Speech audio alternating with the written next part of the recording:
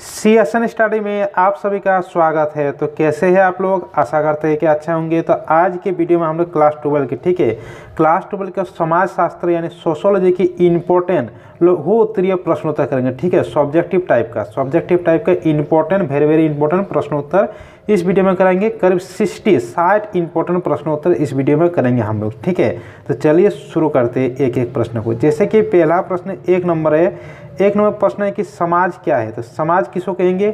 समाज से आशय एक ऐसी संस्था से है जो सामाजिक संबंधों पर आधारित होती है। ठीक है, सामाजिक संबंधों पर आधारित होती है, उसको समाज से आशय होता है। यह संबंध रीति रिवाज, समाज के रीति रिवाज पर होती है, अधिकार पर होती है, सहयोग, नियंत्रण आदि तत्वों पर आधारित होती है। इन तत्वों पर ही सामाजिक संबंधों की व्यवस्था निर्भर करती है। ठीक है, यह हुआ समाज। अगला प्रश्न यहाँ पर 2 नंबर है। 2 नंबर प्रश्न है कि समुदाय के आधार क्या है, अथवा इसकी इस तरीके से भी पूछ सकता है कि समुदाय के आवश्यक तत्व कौन कौन से हैं। तो समुदाय के मुख्य तत्व निम्नलिखित है। जैसे कि किसी समुदाय में व्यक्तियों का समूह होता है, निश्चित भूभाग होता है, सामान्य जीवन होता है और सामुदायिक भावना है। ठीक है, अगला प्रश्न यहाँ पर है 3 नंबर कि समुदाय क्या है? तो समुदाय एक ऐसा सामाजिक समूह है जिसमें कुछ अंशों में हम की भावना पाई जाती है। यानी देखिए, सभी समुदाय में जितना भी एक समुदाय में रहते हैं तो अपनत्व की भावना रहती है, हम की भावना कि मेरा समुदाय है, हम की भावना पाई जाती है समुदाय में। ठीक है, तथा जो एक निश्चित भू क्षेत्र में रहता है इसको कहा जाता है समुदाय। अगला प्रश्न है 4 नंबर कि कर्म का सिद्धांत क्या है? तो कर्म का सिद्धांत क्या है कि जो जैसा कर्म करेगा उसी को उसी अनुसार फल मिलेगा, उसी अनुसार उसको भाग्य मिलेगा। तो कर्म का सिद्धांत हिंदू सामाजिक जीवन का आधार है। जो जैसा कर्म करेगा उसी के अनुसार उसका भाग्य भी निर्मित होगा। अतः लोगों का अच्छा कर्म करना चाहिए। ठीक है, अगला प्रश्न पर 5 नंबर है। 5 नंबर प्रश्न है कि राष्ट्रों की कौन कौन से आवश्यक तत्व है? तो राष्ट्रों के 5 आवश्यक तत्व जैसे कि भूक्षेत्र होना चाहिए किसी राष्ट्र में, इतिहास एक राष्ट्र का होता है, साझा विश्वास होता है और साझी राजनीतिक आदर्श होते हैं। ठीक है, और साझी राजनीतिक पहचान होती है। 4 चीज़ होती है। अगला प्रश्न 6 नंबर है कि आश्रम व्यवस्था से आप क्या समझते हैं?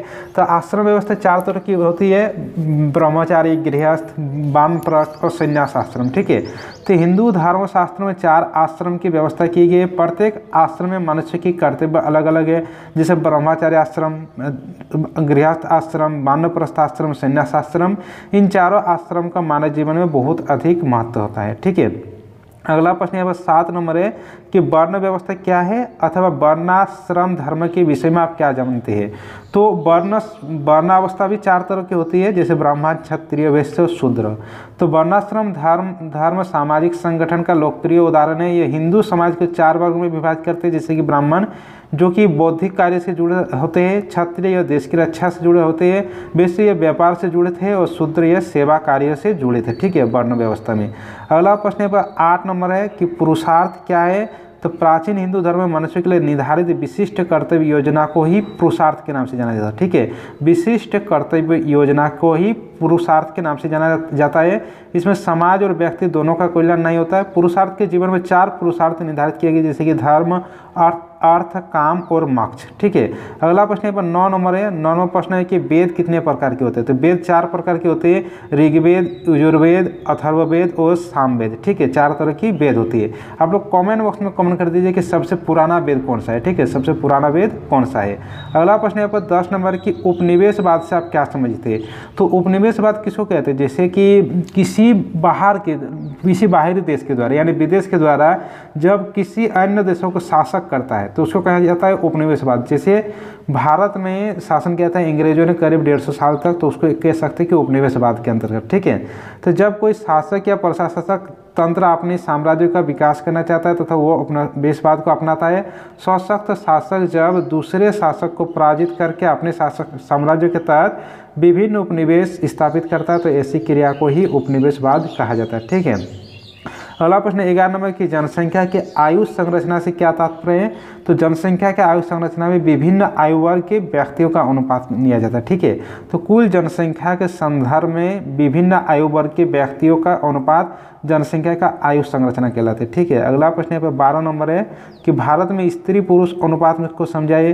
तो सन 2001 के अनुसार भारत में प्रति 1000 पुरुष पर कितने महिला है? 993 महिला है। ठीक है, 993 महिला है। तो सन 2001 के आंकड़े के अनुसार प्रति 1000 पुरुषों के पीछे 993 महिला है। ठीक है, अगला प्रश्न यहाँ पर है 13 नंबर कि भारत में उच्च जन्म दर से क्या कारण है, जैसे कि भारत की जनसंख्या बढ़ती जा रही है, चीन के बाद भारत दूसरा सबसे बड़ा जनसंख्या वाला देश है, अथवा जन्म दर में वृद्धि के लिए कौन सा कारक उत्तरदायी है। तो भारत में आज भी धर्म, परंपरा, रूढ़ि आदि का पर्याप्त पर होता है, जिसके कारण गर्भनिरोधक और विलंब से विवाह करने में कोई रुचि नहीं होता है। उपरोक्त कारणों के अलावा निम्नलिखित कारण उत्तरदायी है, जैसे कम आयु में विवाह, विवाह की अधिक संख्या, बच्चों की अधिक महत्व, गरीबी, जीवन में स्वास्थ्य, मनोरंजन का अभाव, भाग्यवादिता आदि, ये सब कारण है। अगला प्रश्न है 14 नंबर कि राष्ट्रीय जनसंख्या नीति 2000 क्या है। ठीक है, तो राष्ट्रीय जनसंख्या नीति लाया गया था 2000 को, ठीक है, 15 फरवरी 2000 को, जनसंख्या नियंत्रण करने के लिए। ठीक है, तो केंद्रीय सरकार ने 2 बच्चों के सिद्धांत को बढ़ावा देने के लिए बढ़ावा देने तथा 2046 ईस्वी तक जनसंख्या को स्थिर रखने के उद्देश्य से, यानी 2046 ईस्वी तक टारगेट किया गया कि जनसंख्या को नियंत्रण किया जाएगा। उद्देश्य से 15 फरवरी 2000 को राष्ट्रीय जनसंख्या नीति की घोषणा की गई। ठीक है, अगला प्रश्न पर 15 नंबर है कि जनसांख्यिकी क्या है या जनांकिकी क्या है, दोनों प्रकार से पूछ सकता है। तो जनसांख्यिकी जनसंख्या और उससे संबंधित विभिन्न पहलुओं की तार्किक और व्यवस्था और यहाँ पर ध्यान का विज्ञान है। यहाँ पर है अगला प्रश्न 16 नंबर कि जनांकिकी में कौन कौन से तत्व सम्मिलित किया जाता है। तो जनांकिकी में निम्नलिखित तत्वों को सम्मिलित किया जाता है, जैसे कि जनांकिकी में सम्मिलित किया जाता है जन्म दर, मृत्यु दर, प्रजनन दर, प्रवास, विवाह या तलाक, जनसंख्या की संरचना, जनसंख्या का वितरण, ये सब किस में शामिल किया जाता है, जनांकिकी में। ठीक है, यानी जनसांख्यिकी में शामिल किया जाता है ये सब। अगला प्रश्न यहाँ पर 17 नंबर है कि जीवन प्रत्याशा क्या है। तो जीवन प्रत्याशा को औसत आयु भी कहा जाता है, यानी एक व्यक्ति अपने जीवन काल में कितने आयु तक बचे रहते हैं। तो लोगों के जीवित रहने के आयु को ही प्रत्याशा का जीवन प्रत्याशा कहा जाता है। ठीक है, अगला प्रश्न यहाँ पर 18 नंबर है कि जन्म दर क्या है। तो जन्म दर इसको कहेंगे कि प्रति वर्ष 1000 व्यक्ति पर मतलब शिशु की जन्मों की संख्या को कहेंगे जन्म दर। ठीक है, और मृत्यु दर कहेंगे उसको 1000 व्यक्तियों पर प्रति वर्ष शिशु की मृत्यु की संख्या कहेंगे मृत्यु दर। ठीक है, तो ये वाला आप लोग खुद से भी लिख सकते हैं। अगला प्रश्न 19 नंबर कि महानगर किसे कहते हैं। तो वर्तमान समय में 10 लाख से अधिक जनसंख्या वाले नगर को महानगर कहा जाता है। जहाँ पर 10 लाख से अधिक जनसंख्या है उस जगह पर उस नगर का हम लोग कहेंगे महानगर। ठीक है, अगला प्रश्न यहाँ पर है 20 नंबर कि कस्बा किसे कहा जाता है। तो कस्बा के लिए 3 शर्तें आवश्यक है। एक तो है कि न्यूनतम जनसंख्या 5000 होना चाहिए। ठीक है, न्यूनतम जनसंख्या 5000 होना चाहिए। कार्यशील जनसंख्या का 75% भाग गैर कृषि कार्य में लगा हो। ठीक है, आजाद जनसंख्या घनत्व कम से कम 400 व्यक्ति है, तो तब इसको कहेंगे कस्बा। अगला प्रश्न 21 नंबर के गांव से क्या अभिप्राय है। गांव किसको कहेंगे। तो 5000 से कम जनसंख्या वाले क्षेत्रों को गांव कहते हैं। गांव में कृषि ही लोगों का आजीविका का प्रमुख साधन है। गांव में अधिकतर लोग कृषि ही करते हैं। ठीक है, अगला प्रश्न यहाँ पर 22 नंबर है कि नगर क्या है। तो नगर क्या है, केंद्रीकृत बस्तियों का समूह है। नगर में बहुत सारे बस्तियों का समूह रहता है, जिसका सुव्यवस्थित केंद्रीय व्यापार क्षेत्र, प्रशासनिक इकाई, आवागमन के साधन, सुचार सुविधाएं, अन्य नागरिक सुविधाएं, संचार का घनत्व भी अधिक होता है। ठीक है, अगला प्रश्न यहाँ पर है 23 नंबर कि औपचारिक नियंत्रण क्या है। तो औपचारिक नियंत्रण वह नियंत्रण है जो निश्चित लिखित कानून के द्वारा संपन्न होते हैं तथा जिसे व्यक्ति या समूह को मानना ही पड़ता है। ठीक है, औपचारिक नियंत्रण उसको कहेंगे जिसको या कह सकते हैं कि जिसको सरकार के द्वारा लाया जाता है। ठीक है, और एक होता है अनौपचारिक नियंत्रण। तो अनौपचारिक नियंत्रण सामाजिक समूह के द्वारा लाया जाता है। ठीक है, तो औपचारिक नियंत्रण यहाँ तक देखिए कि तथा जिसे व्यक्ति या समूह को मानना ही पड़ता है। औपचारिक नियंत्रण के साधन का विरोध करने पर दंड देने की व्यवस्था होती है। राज्य सरकार जैसे कि कानून न्यायालय आदि के द्वारा मानव व्यवहार की नियमित एवं नियंत्रित करने की प्रक्रिया औपचारिक सामाजिक नियंत्रण के नाम से भी जाना जाता है। अगला प्रश्न है 24 नंबर कि अनौपचारिक नियंत्रण क्या है। तो अनौपचारिक नियंत्रण वह नियंत्रण है जिसका कोई सामाजिक समूह अपने कल्याण के लिए करता है एवं उसकी अवहेलना करने वाले समाज की निंदा या बहिष्कार करता है। प्रथाएं जैसे कि प्रथाएं, नैतिकता, धर्म, परिवार, जनमत, अलिखित नियम इत्यादि अनौपचारिक नियंत्रण के प्रमुख साधन है। ठीक है, अगला प्रश्न यहाँ पर है 25 नंबर की प्रवास क्या है। प्रवास किसको कहेंगे। जीवन यापन की बेहतर दशाओं की खोज में लोगों का एक स्थान से जाकर दूसरे जगह पर स्थायी रूप से निवास करने की प्रक्रिया को ही प्रवास के नाम से जाना जाता है। ठीक है, प्रवास यानी पलायन, एक जगह से दूसरे जगह पर जाने को ही कहा जाता है प्रवास। अगला प्रश्न यहाँ पर 26 नंबर है कि ग्रामीण समुदाय से क्या अभिप्राय है। तो ग्रामीण समुदाय से अभिप्राय ग्रामीण क्षेत्र में निवास करने वाले लोगों से है। ठीक है, ग्रामीण क्षेत्र में निवास करने वाले लोगों से है जो मुख्य रूप से कृषि या कृषि आधारित अन्य कार्यों करके अपना जीवन यापन करते हैं। ठीक है, उसको कहा जाता है ग्रामीण समुदाय। अगला प्रश्न है 27 नंबर की परिवार की परिभाषा दे। तो परिवार की रचना ऐसे व्यक्तियों से होती है जिनमें नातेदारी की संबंध पाए जाते हैं। अगला प्रश्न यहाँ पर है 28 नंबर कि परिवार के प्रमुख आर्थिक कार्य बताए थे। क्या प्रमुख आर्थिक कार्य परिवार के? एक प्रमुख आर्थिक कार्य, परिवार अपने सदस्यों के लिए यहाँ पर रोटी, कपड़ा तथा मकान जैसी मूलभूत आवश्यकता की पूर्ति करते हैं। फिर है दूसरा कि परिवार के सदस्य अपने विभिन्न आर्थिक आवश्यकता की पूर्ति परिवार में ही करते। ठीक है। अगला प्रश्न 29 नंबर है कि संयुक्त परिवार से क्या तात्पर्य है? तो संयुक्त परिवार मतलब सभी परिवार के सभी सदस्य एक ही साथ रहते हैं, तो उसको कहा जाता है संयुक्त परिवार। संयुक्त परिवार लोगों का ऐसा समूह है जो एक साथ एक छत के नीचे रहते हैं, जिनके पास एक ही रसोई घर होते हैं। संपत्ति पर परिवार के सभी सदस्यों का समान अधिकार होता है। पारिवारिक पूजा में सामूहिक रूप से भी भाग लेते हैं तथा एक दूसरे एक विशेष प्रकार के नातेदारी संबंध से जुड़े होते हैं। ठीक है। अगला प्रश्न है यहाँ पर 30 नंबर की रक्त संबंधी क्या तात्पर्य? तो रक्त संबंधी एक ही परिवार के सभी सदस्यों को है। ठीक है। तो रक्त संबंधी वो है जिसकी या तो उस परिवार में जन्म हुआ है या उस परिवार द्वारा गोद लिया गया है, अतः रक्त अथवा सामूहिक वंशावलियों से जुड़े संबंधों को रक्त संबंधी कहते हैं। ठीक है। यहाँ पर है 31 नंबर प्रश्न क्या है कि पानी ग्रहण क्या है? तो पानी ग्रहण एक संस्कार है जिसमें वर वधू एक दूसरे के हाथ पकड़ 6 प्रकार के मंत्र का उच्चारण करते हैं और एक दूसरे के साथ जीवन भर रहने एवं पारिवारिक दायित्वों का निर्वाह करने की शपथ लेते हैं, तो उसको कहा जाता है पानी ग्रहण। ठीक है। आप लोगों में से तो बहुत। अगला प्रश्न आप देख लेते हैं यहाँ पर कि पितृवंशीय परिवार से क्या तात्पर्य है? तो पिता और उसके बच्चों से मिलकर एक पितृवंशीय परिवार बनता है। इस तरह के परिवार में विवाह के बाद पत्नी अपनी पति के पिता के घर में ही रहता है। ठीक है। पितृवंशीयों में मतलब पत्नी पति के घर में रहता है और मातृवंशीयों में मतलब जो पति होते हैं वो पत्नी के घर में रहता है। ठीक है। तो परिवार की वंशावली पिता की होती है तथा किसी भी तरह के पारिवारिक निर्णय का अधिकार भी पिता के पास होती है। पारिवारिक संपत्ति की हस्तांतरण पिता से पुत्र के हाथ में होता है। विश्व का अधिकांश परिवार पितृवंशीय परिवार से ही आते हैं। ठीक है। अगला है जैसे कि 33 नंबर कि मातृवंशीय से परिवार से क्या तात्पर्य है?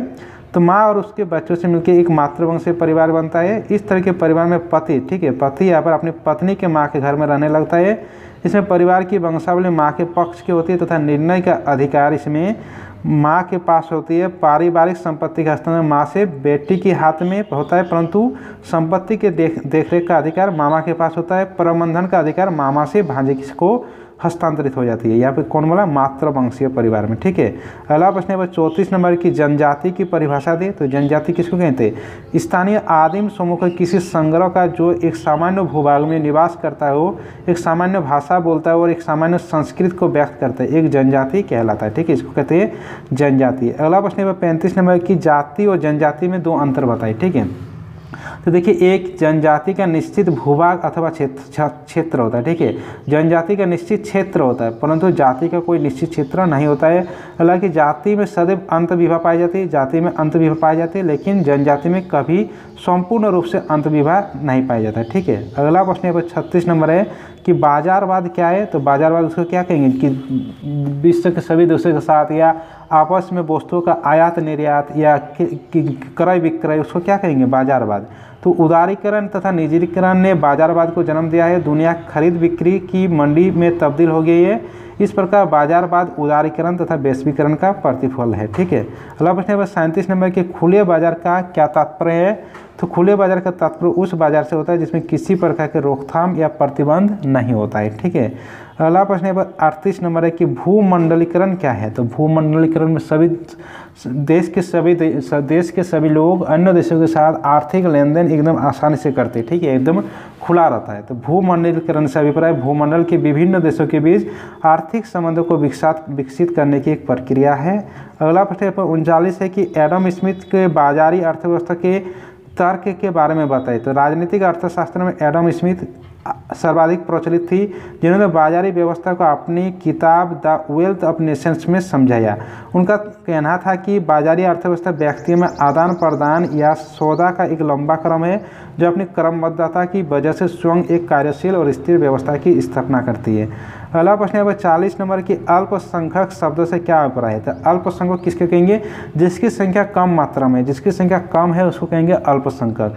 तो ऐसा समुदाय जिसका सामाजिक, आर्थिक तथा राजनीतिक रूप से कोई प्रभाव न हो और जिसके आबादी नगण्य नहीं यानी बहुत कम मात्रा में, उसको कहेंगे अल्पसंख्यक। ठीक है।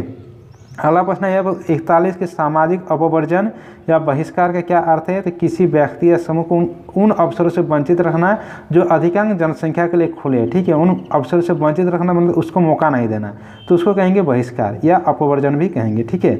अगला प्रश्न यहाँ पर 42 नंबर की विकलांग का अर्थ क्या स्पष्ट करें? तो विकलांग किसको कहते हैं? जिसको चलने फिरने देखने सुनने में किसी भी तरह का यहाँ पर मतलब दिक्कत होती है, तो उसको कहेंगे विकलांग। तो विकलांगता वाले व्यक्ति हुए थे जो 4 प्रकार की विकलांगता से ग्रस्त होते हैं, जैसे कि देखने में उसको समस्या होगी या चलने फिरने में, बोलने या सुनने में मानसिक विकलांगता। अगला प्रश्न यहाँ पर 43 नंबर है कि रूढ़िवादी धारणा से आप क्या समझते हैं? तो रूढ़िवादी धारणा में देखिए पुरानी परंपरा धारणा ही लेकर चलती है और ये क्या होता है पुरानी रीति रिवाज पर चलती है। जैसे किसी सामाजिक समूह जैसे किसी धर्म या जाति के बारे में आम जनता के मन में पारस्परिक रूप से घोर ये धारणा को रूढ़िवादी धारणा कहते हैं। अगला प्रश्न यहाँ पर 44 नंबर है कि अनुसूचित जनजाति से आप क्या समझते हैं? अनुसूचित जातियाँ जातीय संस्तरण में सबसे निम्न वे जातियाँ हैं जिनके सशक्तिकरण हेतु भारत सरकार ने संवैधानिक रूप से निर्धारित विशेष अनुसूची में सम्मिलित किया जाता है, जिससे कि अनुसूचित जाति को कुछ आरक्षण भी दिया जाता है ताकि क्षतिपूर्ति विभेद नीति के तहत उनके लिए विशेष सुविधा का प्रावधान किया जा सके। अगला प्रश्न नंबर 45 है कि अनुसूचित जनजातियों की समस्याओं की व्याख्या करें। तो अनुसूचित जनजातियों की समस्या निम्नलिखित है, जैसे कि अनुसूचित जनजातियों में जमीन और जंगलों पर जनजातीय अधिकार समाप्त होते जा रहा है, कृषि का पुराना तरीका अपनाते हैं, महाजन और दुकानदारों द्वारा उनका शोषण किया जाना, उनकी जमीन पर दूसरे के द्वारा कब्जा करना, तो ये अनुसूचित जनजातियों की समस्या है। अगला प्रश्न है 46 है कि अन्य पिछड़े वर्ग यानी जिसको ओबीसी भी कहा जाता है इंग्लिश में, से आप क्या समझते थे? अन्य पिछड़े वर्ग में उन गैर दलित निम्न एवं मध्यवर्ती जातियों को रखा गया जो कि कृषि, पशुपालन, हस्तकला, शिल्पकला आदि व्यवसाय में लगे रहते, ठीक है।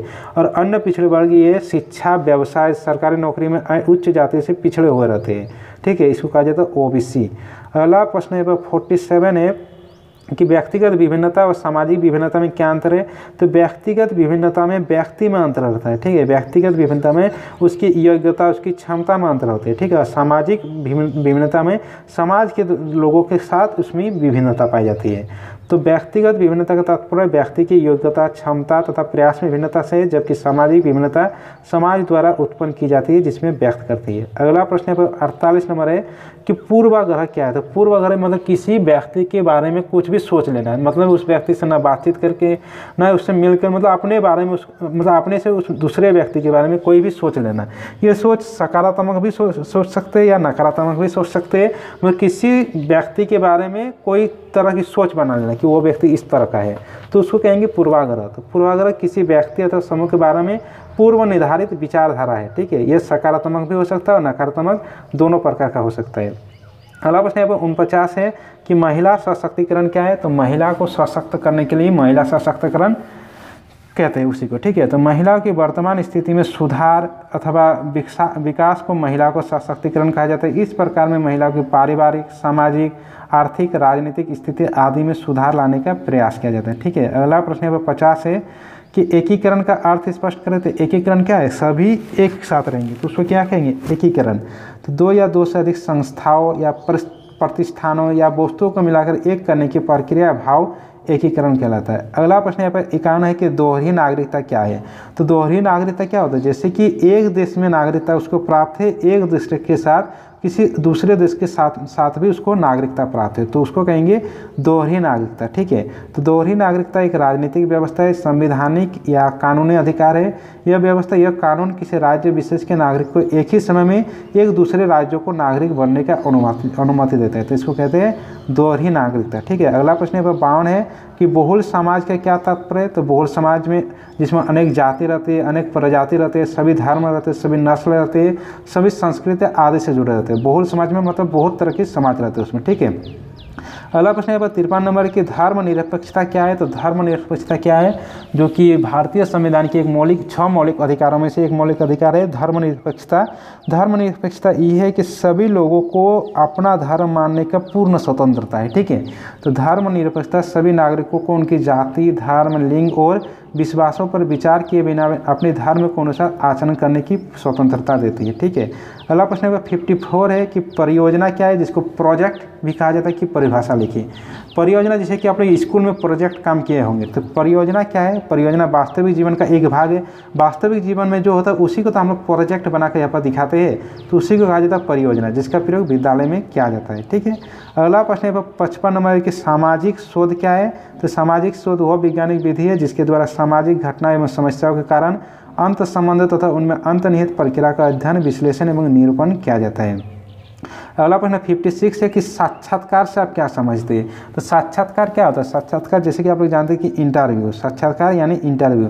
इंटरव्यू में क्या होता है कि जैसे कि वहाँ पर जितना भी यहाँ पर जानने वाला अनुसंधान करता है, एक साइड बैठे रहते हैं, दूसरे साइड जो यहाँ पर इंटरव्यू देते हैं, और उससे क्या पूछते हैं, उससे जानकारी लेते हैं कि उसका क्या क्या, जैसे किसी विषय का अगर लेंगे तो उस विषय के बारे में उसका क्या जानकारी है, उसका नाम क्या है, वो कहाँ से आया है, उस तरह की साक्षात्कार में लेते हैं, इंटरव्यू में लेते हैं। तो साक्षात्कार प्रविधि के अंतर्गत अनुसंधानकर्ता किसी व्यक्ति या समूह को जिससे कि सूचना प्राप्त करना है के साथ आमने सामने बैठकर कुछ प्रश्न पूछकर अध्ययन विषय से संबंधित सूचना संकलित करता है। ठीक है, अगला प्रश्न यहाँ पर है शिक्षा से क्या आप समझते हैं? तो शिक्षा क्या है? शिक्षा एक सीखना या सिखाने की प्रक्रिया है। ठीक है, तो शिक्षा का अर्थ सीखना या सिखाना है। शिक्षा शब्द का अर्थ सीखने सिखाने की क्रिया है। ठीक है, अगला प्रश्न नंबर 58 है कि राज्य की परिभाषा दे। तो राज्य किसको कहेंगे?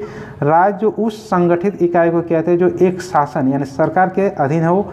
राज्य प्रभुत्ता संपन्न हो सकते हैं। इसके अलावा किसी शासकीय इकाई या उसके किसी प्रभाव को भी राज्य कहते हैं, जैसे भारत के प्रदेश को भी राज्य कहते हैं। ठीक है, अगला प्रश्न नंबर 59 है कि शाहबाग से आप क्या समझते हैं? तो शाहबाग एक दशा है, हमें समाज का सक्रिय सदस्य बनाती है, अतः हम सामाजिक व्यवस्था के प्रति अपने कर्तव्यों का निर्वाह करने लगते हैं। अगला प्रश्न यहाँ पर 60 नंबर की पितृसत्ता क्या है? तो पितृसत्ता का अर्थ परिवार की महिलाओं तथा वंचित पुरुषों का वर्चस्व होता है। ठीक है, यानी पुरुषों का नियंत्रण होता है। शक्ति की संरचना में सभी केंद्र पर पुरुषों का नियंत्रण होता है। ठीक है, इसको कहा जाता है पितृसत्ता।